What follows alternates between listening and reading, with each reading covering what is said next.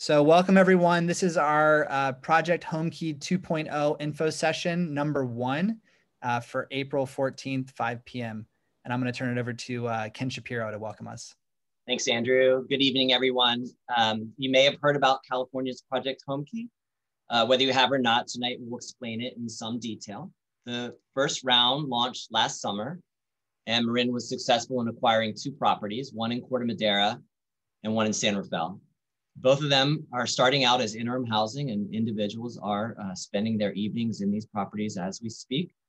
But they will both be converted to permanent units for individuals who have been experiencing homelessness.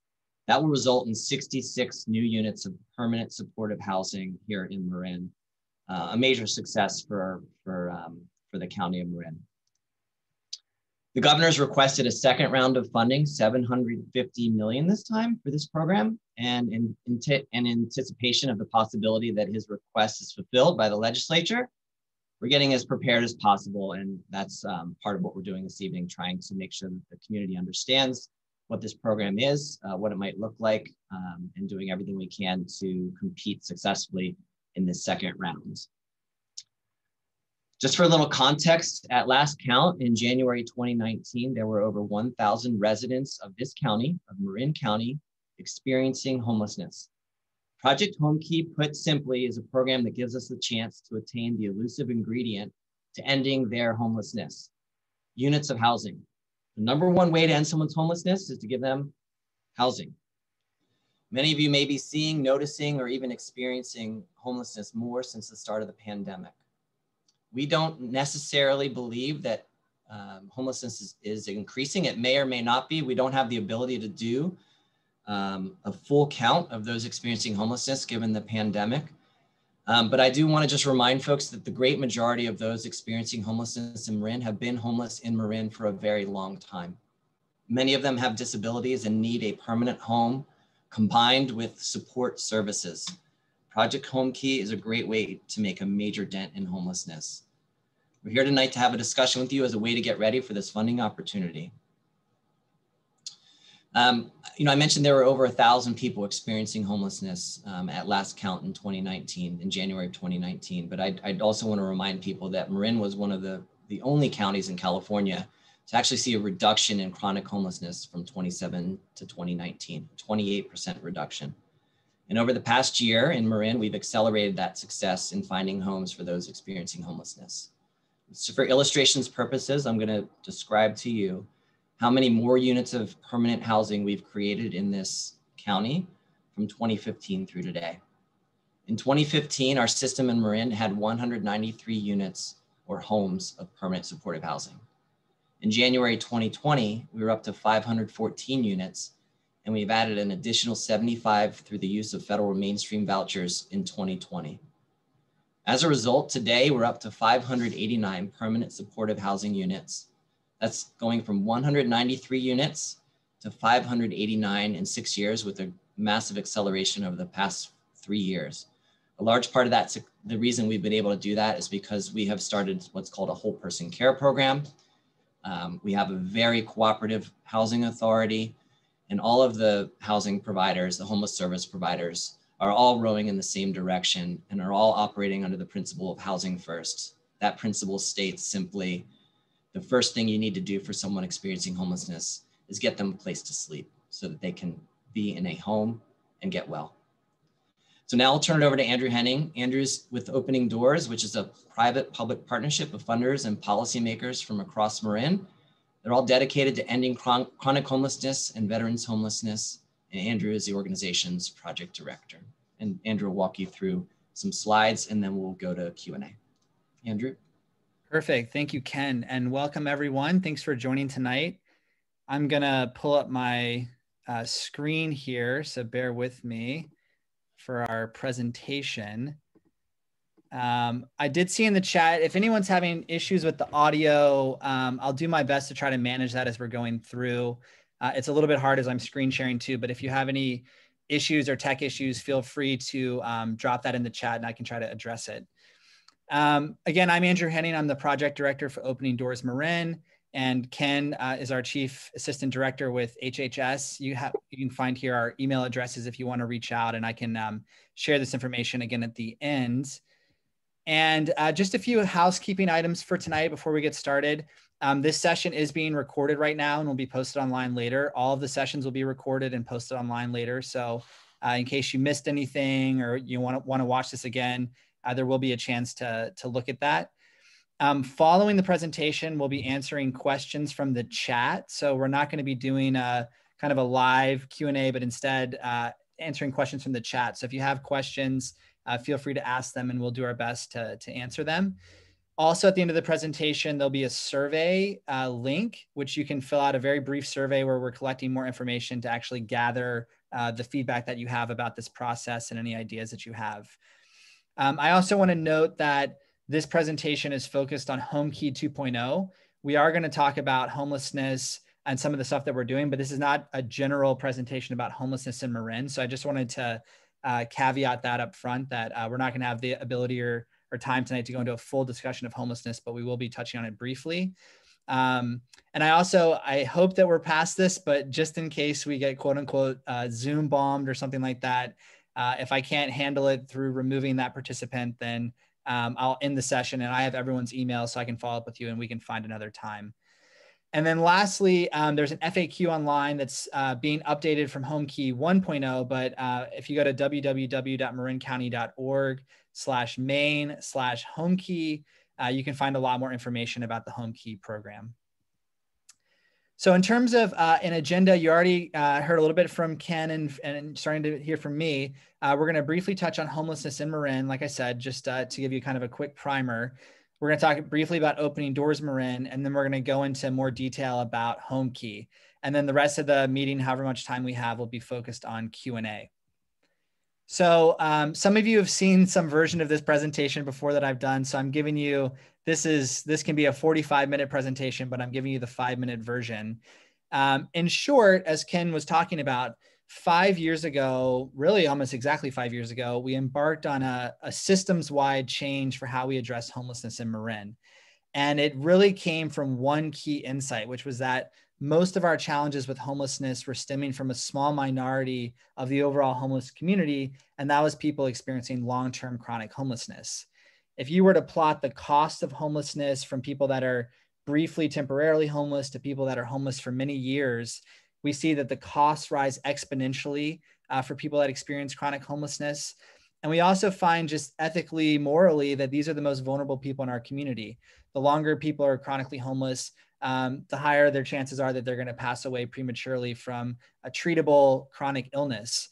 Some studies have found that people that are chronically homeless pass away on average 25 years earlier than their housed peers. So from this insight, we realized that while this was a huge problem in our community, we hadn't historically been focusing on this group. We'd been focused on more of the temporarily, episodically homeless. So in order to find out how to address chronic homelessness, we hit the road. We went to Sonoma County, went to the East Bay, down to the Peninsula, the South Bay, and we took our leaders and our nonprofit partners, and we really tried to look at models for how we could address this group in a more effective way. And through that process, we also started to map our own system of care. So if you look at this map that one of our colleagues, Howard Schwartz, helped create with me, homelessness is basically designated in the middle, housing's designated on the outside. And this was our system where it was a very convoluted path to actually get into housing. And so the result was that we had a lot of inherently vulnerable people with behavioral health challenges, traumatic brain injuries, severe substance abuse disorders, who were already challenging to serve. They were failing out of our programs. They were becoming more distrustful of the system. They weren't seeking help. And then their situation got worse. And so when we were first starting, there were people who had literally been homeless in Marin County for 40 years, stuck in this system that wasn't working for us and it wasn't working for them. And so what we realized, though, is that we don't need another program based on mental health or substance abuse. We really need to recognize the individual needs of each person. And so we launched this program in San Rafael called the Homeless Outreach Team, which has now been named a statewide best practice by the League of California Cities. And the idea is basically that you bring all the different partners together around a table and you start with a small focus group and really focus on how do we get those individuals housed, not into a program, but permanently housed. And if you think about the map that I showed you a little bit ago, that's really what Housing First is it's cutting through all the layers of red tape and getting someone directly into housing. And what was amazing is that it worked. In the first 18 months of that program, we housed 23 of the most visible, vulnerable, chronically homeless people in San Rafael. And so that for us really said, I think we're onto something. So fast forward to later in 2017, in fact, October 1st of 2017, we began the official launch of, I think Ken might've mentioned this, but what we call our coordinated entry system. So this is our county-wide approach to addressing chronic homelessness. And so we've actually joined this national movement called Built for Zero, where communities all across the country are using this kind of by name list methodology to track chronic homelessness and get people permanently into housing. And the result is that to date, well, first I'll say from 2017 to 2019, we saw a 28% reduction in chronic homelessness using this methodology. To date, we've housed over 320 of the most visible, vulnerable, chronically homeless people throughout the entire county. This stat's a little bit dated. Our retention rate has dropped to 94%, but of all those people we've housed, a huge percentage are still housed, which is amazing. And at least for data we have from San Rafael, for the people that were previously homeless to now being housed, we've seen major reductions in criminal justice utilization, as well as healthcare utilization. So in short, that's really what's happened in terms of homelessness at a high level over the past 5 years. When we're asked, how do we achieve that? What's kind of amazing is that a lot of that came from actual rental units. And so the Marin Housing Authority deserves a huge amount of credit for their partnership and recruiting landlords, providing housing vouchers. We've housed people from Mill Valley to Novato, Larkspur to Inverness, all in scattered site rentals with supportive services all across the county. But at some point, rentals are not enough on their own. We really need more housing units. And so we're now starting to see, after many years of work, kind of the fruits of our labor, and that we're seeing projects, affordable housing projects come online where we're able to house our folks. And so these are two examples, one in Fairfax, one in San Rafael. So briefly, opening doors. What is opening doors? How does it relate to this mission? So early on in our effort to address chronic homelessness in 2017, I helped co-found this group with a number of other folks in 2017. And at that time, we called it the Marin Chronic Homeless Action Task Force, or MCHAT. And the idea behind MCHAT was that as we were starting to have this pilot success, we wanted to accelerate this systems change so we could get even more people housed. And so from 2017 to 2018, MCHAT at the time was basically a convening of, like Ken said earlier, public-private partners. So county leaders, city leaders, faith-based leaders, business, philanthropy, service providers. And it was really about educating about this housing first methodology and focusing on chronic homelessness. As we got into 2018, we realized that the biggest value add from our group could be actually creating new housing to help accelerate our success. And specifically, the number one bottleneck that we saw was a lack of local capital. And what I mean by that is a lack of local flexible funding that we could use for the acquisition or the rehabilitation of new housing units. So in early 2019, Opening Doors became a fiscally sponsored 501c3 project of CVNL, so the Center for Volunteer and Nonprofit Leadership. And for most of 2019, Opening Doors was engaged in doing some public polling around attitudes towards housing. We did some focus groups about attitudes towards housing. And the thought was that perhaps, like some of our neighboring counties, we could pursue a public revenue measure to actually create more local capital for housing. And the idea here is really that I think we gain, by doing that, local control of our housing destiny. I mean, I think that's something that we hear a lot in Marin, is we want to have control over what housing looks like in our community. And this is a way that we would actually have local capital to be able to do that. Ultimately, we felt like there wasn't enough political support to move forward with the revenue measure. So in early 2020, Opening Doors shifted to what we've been calling our community business plan. And the idea here is that we want to actually use our data around homelessness to project out what is the actual cost of ending chronic and veteran homelessness in our community. And that was the plan in 2020, to then work with local private fundraising efforts and philanthropic regional partners. And then COVID happened, and a lot of what we were doing shifted, and a lot of that shifted to Homekey 1.0. So if you're curious about opening doors and want to kind of learn more about like where it could go potentially maybe 5 or 10 years from now, there's an organization in Santa Clara County called Destination Home. That's a similar public-private partnership that's working to create permanent housing for people experiencing long-term homelessness. So if you want to learn more, Destination Home is an interesting model that we've certainly looked at. So Homekey 1.0, and it really starts with another kind of confusingly named program right before that called Project Roomkey. So right after COVID started and shelter in place started in March of 2020, the state immediately launched into action to try to get people experiencing homelessness off the street, because a lot of those folks, like I mentioned, have underlying health vulnerabilities. And so Project Roomkey was a program that launched in April of 2020. And the idea was that rather than trying to have congregate shelter space, if you can imagine, cots in a big room where people are staying, the idea was, let's lease hotel and motel rooms, and that'll create shelter rapidly for people. So statewide, that program ended up creating shelter capacity for almost, over 22,000 people, and 55 counties participated in that program. Based on the success of rapidly getting people into these rooms, in June of 2020, the state announced Project Homekey. And so as Ken mentioned earlier, Project Homekey was a reallocation of federal coronavirus relief funding from the federal government to then be used for the permanent acquisition and rehab of hotels, motels, or other commercial buildings for housing. So again, it was really using the Roomkey model, but making it permanent. Some of the characteristics of that program were it was very, very rapid, partly because the federal funding required that the funds be expended by the end of 2020. And so for Homekey, projects had to be acquired, like close of escrow, purchased, all the paperwork signed by the end of the calendar year. And then the state wanted the programs to be operational, as in people were moving into these units within 90 days of closing. And I think it was at least 50% occupancy.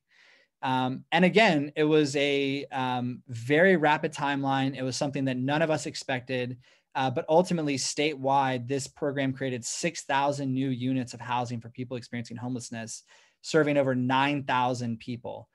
So when you think about the 150,000 people that are homeless in California, a program like this actually makes a pretty significant difference. Ken touched on this, so I won't go into too much detail, but just so you can visualize, we did end up securing 2 sites in Marin through Project Homekey 1.0. One was 3301 Kerner in San Rafael. There are going to be 44 units of permanent supportive housing at this site. And then the other is what's been affectionately renamed the Casa Buena in Corte, Madera, which has created another 18. And so before moving any farther, I actually wanted to show a quick video from Corte Madera. So just, to be upfront and candid with this group, this process was much faster than any of us wanted. Typically a project like, or an affordable housing project in general, is a multi-year process of, getting conceptual buy-in from the community, going to planning commission, going to council. This was a program instead that advanced, within 6 months. And so a lot of communities where these projects were proposed had a lot of concerns about that, understandably. And so I think Corte Madera is a really interesting model, because the town, after that project was purchased, formed its own advisory committee, which Opening Doors is actually now helping to facilitate. And that group is meeting on a monthly, and actually more frequently than that. I had an advisory meeting earlier today, working on issues like exterior redesign, measuring success, public communication. And so this video was produced in part through that group, through the communications committee. So I wanted to show you one Homekey community's opinion about how this process went, and a very local example at that. So I'll go ahead and play this.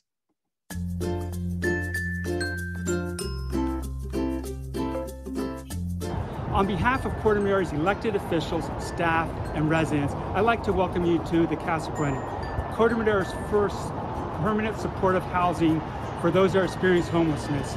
This was all brought together by a collaborative effort that included the County of Marin, Catholic Charities, Open Door Marin, town staff, and Corte residents, who are also providing monetary and in-kind donations.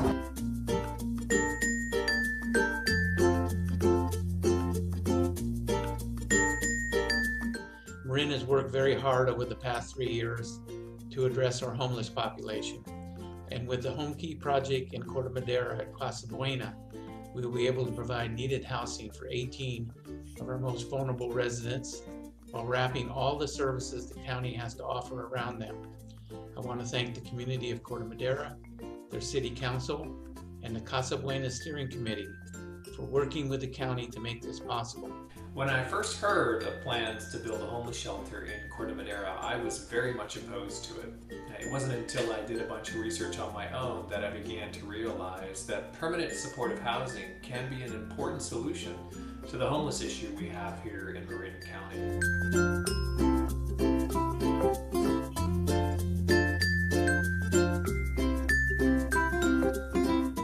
A safe home helps transform lives and creates essential stability, healing, independence, and dignity founded on hope.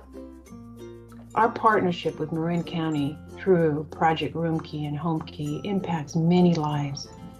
Together, we strive to end homelessness in Marin.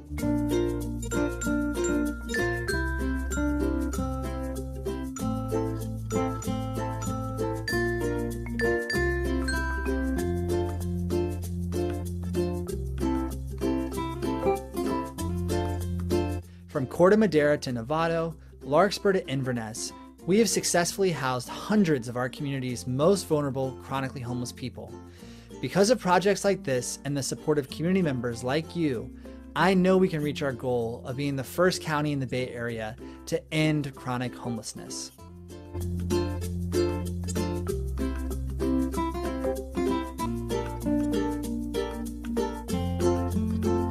One of the ideas we had was to create welcome baskets that could be given to each new resident when they move in.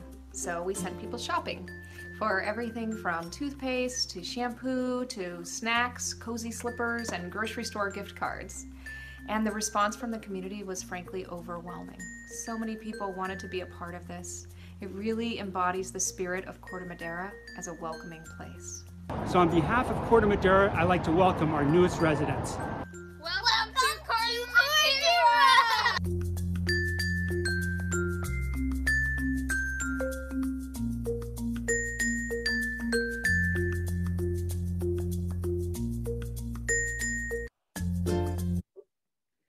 So as you can see, it definitely can end up being a very successful program and intervention for the community.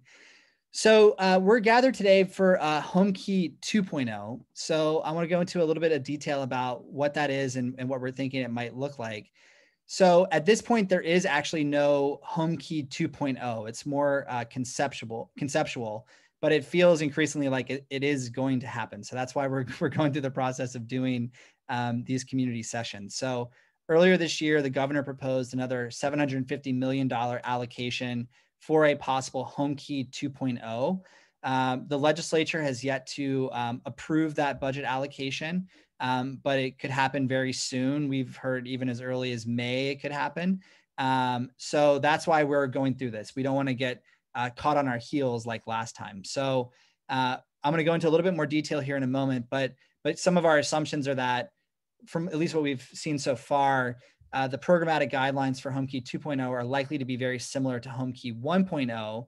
And so knowing that, and while there might be some shifts, we're moving forward operating as though the Homekey 1.0 parameters are also going to apply. So that means we're going to need to close on a property by the end of this year, rapid move-in like last time. So those are some of the things that we're thinking about and considering.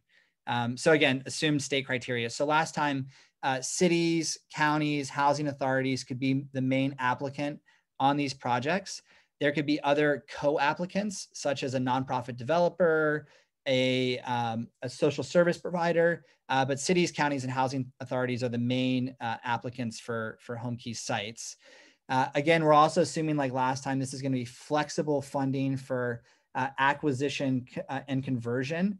And again, from what we've seen, this can really be for any type of housing type, even non-traditional housing like hotels, motels, or commercial buildings. So I think it's meant to be very flexible to allow communities to pursue whatever kind of housing intervention that they want. As I mentioned, we're thinking that they're going to also want us to be closing escrow by the end of 2021, that they're going to want projects occupied at least 50% within 90 days of acquisition. And then finally, and I haven't mentioned this yet, is there is a local funding match requirement. And so we're expecting that this is going to be the same as last time. And that's actually really important towards just for all of us to think about as we think about possible projects in Marin. And I wanted to actually break this out and walk you through the way Homekey 1.0 worked. So the way to think about this is that if you're looking at a building, let's say it's a 50-unit project, Homekey is based on a per unit acquisition cost. So for $0 to $100,000 per unit, the state covers that first 100,000. For 100,000 to 200,000, it's a 1-to-1 match. The state covers half, the local community covers half. And for 200,000 to 350,000, it's a 1-to-2 match, state to local. So the state covers 50,000, the local community covers 100,000. So to max out Homekey, the Homekey grant, it would be a cap of $350,000. You can go above that, but then that would be 100% on the local community to fund. So as an example, just to put this in very concrete terms, if we did find a 50-unit project costing $200,000 per unit, the state would contribute $150,000 per unit, or $7.5 million. We would contribute $50,000 per unit, or 2.5. And you can see here, even if the per unit acquisition cost increases just $90,000, it increases what we're on the hook for by $3 million. So this is a very important factor because, as I said earlier, the whole point behind a lot of what Opening Doors is doing is that we don't have a lot of local capital to do acquisition like this in our community. So this is important that we find projects that are cost effective. Beyond that, at this point, what we're really trying to do, and we'd love your feedback on, and as I mentioned, we have a survey in order to collect this feedback, but we're working right now on coming up with draft criteria for for any potential projects for Homekey 2.0. So some of the criteria that we have at this point is, one, we don't want projects that are going to be located in areas of concentrated poverty. That includes the Canal and Marin City, for example. And a big reason behind this is, one, just the equity piece of it. We don't want to keep crowding a certain type of housing in already low-income areas. But the second is also financial, because the way that we've been trying to finance these projects is by using housing vouchers, to put housing vouchers associated with each individual room in the project. So for example, in Corte Madera, ultimately when that project's converted to housing, there will be housing vouchers associated with each of the rooms. And that's important because that allows a subsidy to cover the operational and the service cost of the building. And so in areas of concentrated poverty, the housing authority cannot assign vouchers. And so we're in a much more difficult position to make that financing work. So that's a really big one. Number two, like last time, we want to try to look for a portfolio of projects that's geographically distributed. We don't want to do all of our Homekey projects in one community. I think everyone can kind of understand why we wouldn't want to do that. Number three is participation from nonprofit developers. So last time we had some assistance from Eden Housing as well as Homeward Bound of Marin. But what's important here is that Homekey is really, again, about the acquisition of these sites. There is also a cost associated with the rehabilitation of these sites. And for that, we're looking to other financing mechanisms like low-income tax credits and other things. And those kind of projects require a nonprofit developer. So based on the feedback that we've heard from about 8 or 9 developers that work in and or around Marin, we're sort of looking at this time around projects that are 45 units or larger. There could potentially be opportunities to go smaller, but it really would have to be, we'd have to look at it very closely in terms of the financing, but really 45 is kind of our goal for Homekey 2.0. Like I said, and as you saw on the last slide, while the max subsidy is up to $350,000, really $250 or lower is going to be better for us. Just again, requiring that local capital match. We just don't have, even single digit millions, but definitely we don't have tens of millions of dollars to match this funding. So that's key. And then finally, we also don't want projects that are just in the middle of nowhere. So making sure that people have access to grocery stores, to transit, to healthcare providers is also an important piece of this. And this was something that actually was weighted criteria in Homekey 1.0. So next steps. So right now, Opening Doors is partnering with the county to host 10 of these information sessions about Homekey 2.0. Later this month, we're expecting that the county will be releasing a request for interest for possible projects. So we've already gotten some feedback about kind of informally about possible projects, but we're waiting to get for the county to release this so that we can get more official submissions from property owners throughout the county. Through sessions like this, we're hoping to get feedback from the community so that we can further refine the criteria I just shared for what kind of projects we might want to apply for. And then ultimately, with whatever projects are submitted, are they for sale? Could they be occupied? If they meet all that criteria, we also then want to review them with our local funders and with nonprofit developers to see, do we actually have a partner to move forward? And this time around, I should say, the county, I'm going to pat them on the back, very kindly offered to step up to own the Homekey 1.0 properties, which again has been its own bottleneck for a number of years for housing development in our community. But I think the county is trying to not be in that position again. And so we're really looking for nonprofit partners that can step up and be the initial owners and kind of shepherd that process. And then again, lastly, there's a lot of due diligence for any real estate project. So making sure that all that checks out before submitting applications.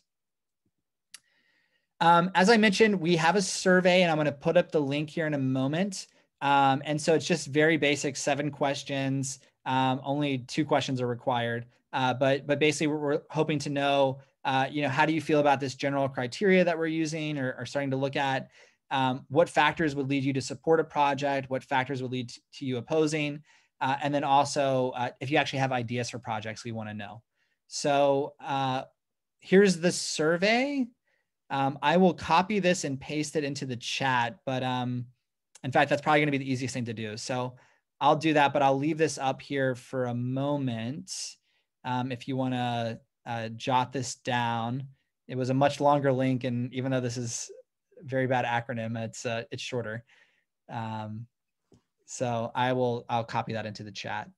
So with that, I'm going to stop screen sharing, and I am going to transition back to look at the chat, and then we will start to address some of the questions. Ken, can you see the questions too? I can, yes. Okay. Do you want to maybe start off, and then I'll copy this link over so people can? Yeah, the first question we got was regarding the number of units that would be most beneficial to cover operations and service costs. And you had covered that, but I reiterated in the chat that over 45 units makes it much easier for us to expect to have them pencil out. But that's, generally speaking, every property is unique, and the way, we'd be interested in anything that might work, but generally speaking, that seems to be the threshold at which we can make projects pencil out 45. Perfect. It looks like another question from Paula. Are city governments providing fast track or reduced fees to update, renovate the properties? So an interesting piece about the Homekey legislation is that it basically, in order to achieve this extremely expedited timeline of creating new housing, basically what Homekey has said, and I believe the FAQs have more detail about this, so I would definitely encourage people to look at that. But basically, a Homekey project, no matter where it's located, based on the state legislation that enabled Homekey, says that zoning, underlying zoning, automatically complies with the housing use. So what happened last time was that the county, as the owner or as the prospective owner, even if, let's say, the project was in Corte, Madera ultimately would not have a land use decision over the project. That would ultimately be, if the county decided to purchase it, it would automatically comply with the zoning. But I think what happened last time and what we are definitely doing this time, and we're going to be much more proactive about, is making sure that the cities and towns are very involved, that we're having a community process. That's what we tried to do last time. And this time we have more time to plan for that. So that way, even though the local government does not ultimately have a decision, unless that city government was a Homekey applicant themselves, then, you know, we want to make sure that the community's bought in and that we're getting that feedback. Pat asked about a copy of the PowerPoint. Yes, I will create a PDF version of this PowerPoint, and then I have everyone's emails who registered, so I can send that out. So I'm going to use the same presentation. Luckily, there were no major typos, so I'm going to use the same presentation at all of the info sessions. So I will send you the slides. I can read the next question, Andrew, and answer it. Okay, cool. From Nancy: when I spoke with management at Casa Buena, I was told the average stay is 3 to 4 months. So what is the criteria for staying or leaving after that time period? Then where do the residents go? So we've been very intentional about the referral criteria and who's coming into Casa Buena. We're trying very hard to ensure those coming into Casa Buena before we renovate it into permanent units are individuals who are on a path to housing. So people who've been prioritized for a voucher and have case management in place. So the goal there is to have it be sort of a landing point for people coming from the streets before they move into their own permanent unit of housing. So that's the reason that you're hearing from the management there that the stays are expected to be shorter. It's because people are on that rounding third base toward home plate. The next question is, tell me again about the number of resident units at 3301 Kerner, and does this property take residents on referral only as Casa Buena? So Andrew showed a picture of Mill Street 2.0, which again is a major project that's many years in the making. Homeward Bound, along with partners, has demolished Mill Street, which is our typical largest emergency shelter for single adults in Marin. And they are in the process of reconstructing it to have, once again, the same number of shelter beds they always had in the neighborhood of 55. But they're going to build a few floors above that of permanent supportive housing. And in the interim, we're using 3301 Kerner as the temporary emergency shelter for single adults in the county. So the folks who are staying there are in shelter, and we rely on our homeless service providers to give the referrals into those beds. Great. And I can answer Ruth's question about custodial beds for aging homeless folks.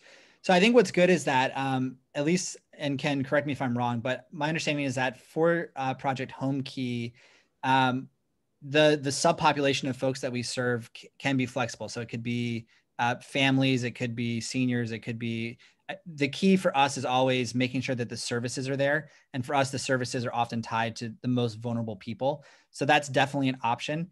I can also say Nazareth House, specifically for anyone that's curious, is in Terra Linda in San Rafael. So this is a good example where this is a site that is closing.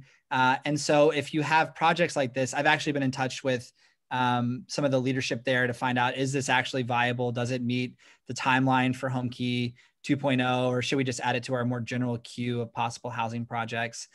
So this is a great example of if you want to fill out the survey and submit project ideas like this, we can try to do more due diligence the best we can to find out, is it actually viable? And then to Wendy's question, what concrete steps, actions do you want residents, community leaders to take to be sure we have more success stories like what was done in Corte Madera? I'll start, and then Ken, feel free to add to this. But honestly, I think what's kind of amazing is that, understandably, when the Corte Madera site was first proposed, people were very concerned. And as Scott in the video mentioned, he was one of the residents that was very opposed to the project. And I think what's been really amazing is that that group of residents and the city itself, or the town itself, have come together and said, you know what, look, like, we get it. We need to be part of the solution. We want to make this work. And they really, through this committee that we formed, want this to be a model for other Homekey projects, either locally in Marin or even across the state.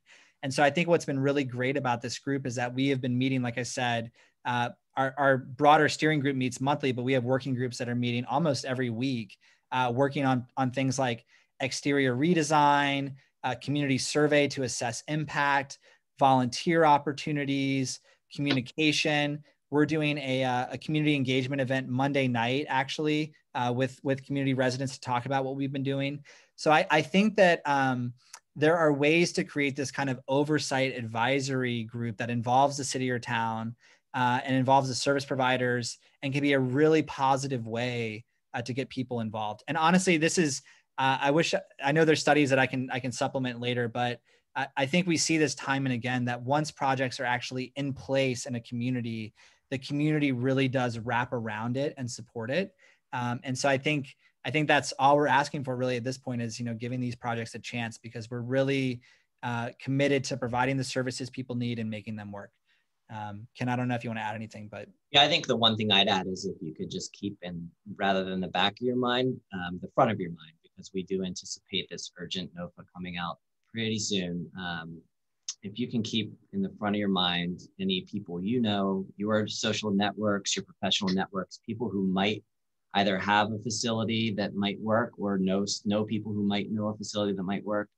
I'm sure when we put the RFI on the street, we will send it out to everybody registered for one of these information sessions. The more possible properties we have to look at that seem to meet the criteria, the better off we are. There's just not a lot there's not a lot of low-hanging fruit for us right now that we're seeing out there as properties, but I think anybody driving by 3301 Kerner would never have thought that was a viable spot either, but there are hidden gems, and I think it's only through human networks that we'll find those hidden gems.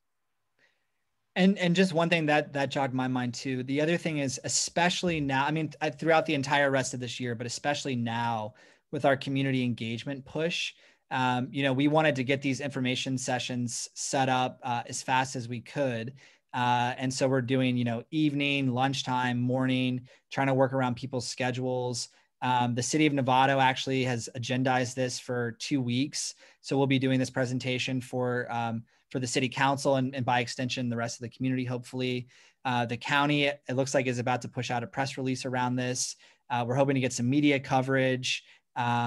We've shared it with the PIOs from all the different cities and towns, presented to the city council members from different cities. So we're really trying to push this information out. We want as many people as possible to participate in these sessions. We want this to be a transparent process. We want people to really feel bought in and engaged. So to whatever extent you can help us get the word out, we would really appreciate that. And that would go a long way to, again, I think, mitigating a lot of the concerns that came up with Homekey 1.0.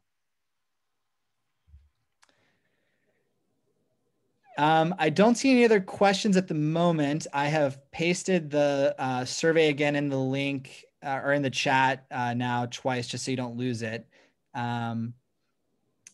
If there are any other questions, we're happy to field them. Otherwise, it's getting close to dinner, so I don't want anyone to have to just hang out with an awkward pause with us, but we're happy to stay. Thank you, Ruth, for your kind words.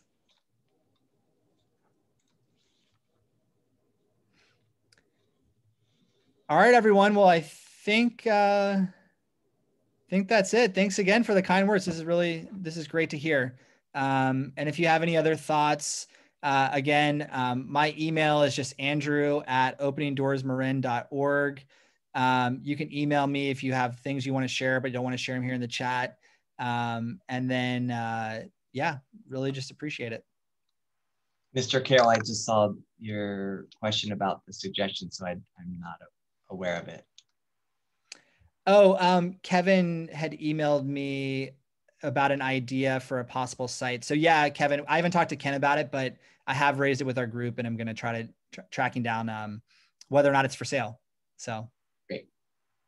Thank you. All right, everyone. Well, thank really you so much. It. Yeah, thanks for taking the time. Thanks, Ken. Yeah, thanks, Andrew. Yeah. All right. Good night, everyone.